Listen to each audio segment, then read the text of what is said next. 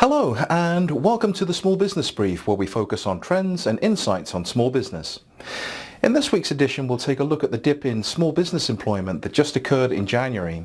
Also, a marked decline in business starts has researchers at a variety of think tanks wondering if regulation is the problem.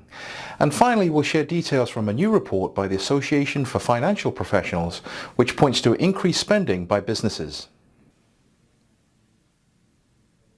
According to the ADP National Employment Report issued February the 4th, 2015, small businesses added 78,000 jobs from December to January.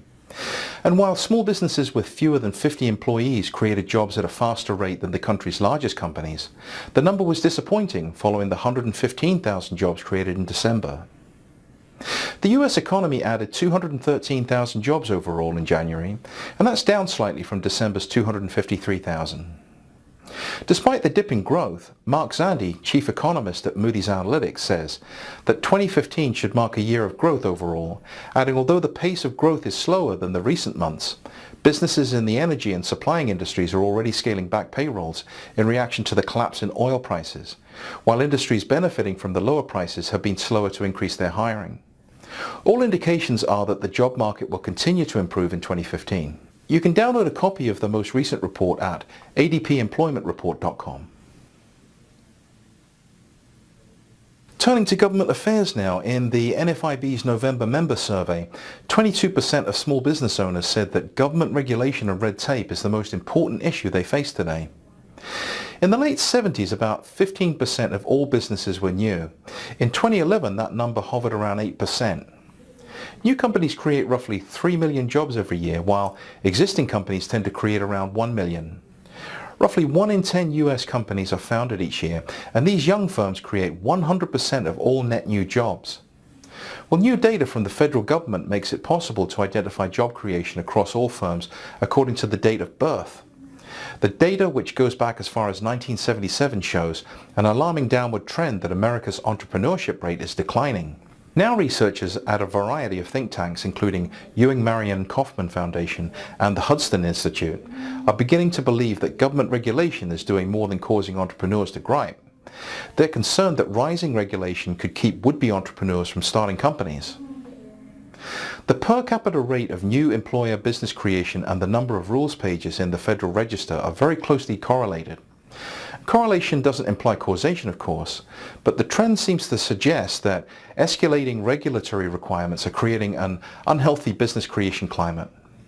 More regulations increases the complexity of running companies. This in turn deters people from starting them. Also, the rising cost of complying with regulations makes marginal entrepreneurial endeavors uneconomical, which also causes the startup rate to decline. There have been several ideas that have been proposed to Congress, including a limit on regulation for companies younger than 6 years, and a nationwide initiative to develop a research framework by which all 50 states will be ranked as to their regulatory friendliness to new business formation, survival and growth. For more information, visit Kauffman.org or Hudson.org.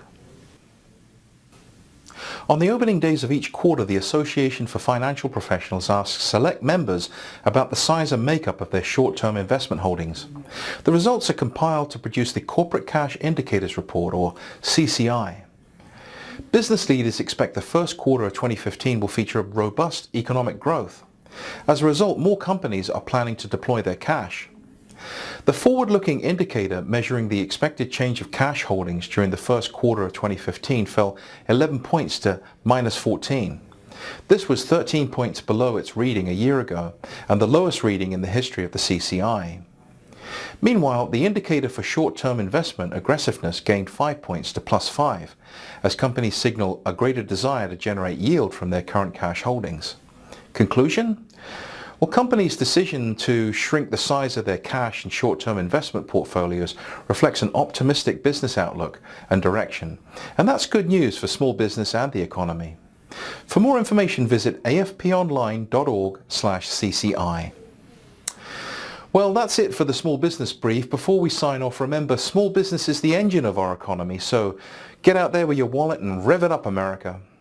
Also, be sure to subscribe to our channel to be notified of our next Small Business Brief. Thanks, and we'll see you the next time.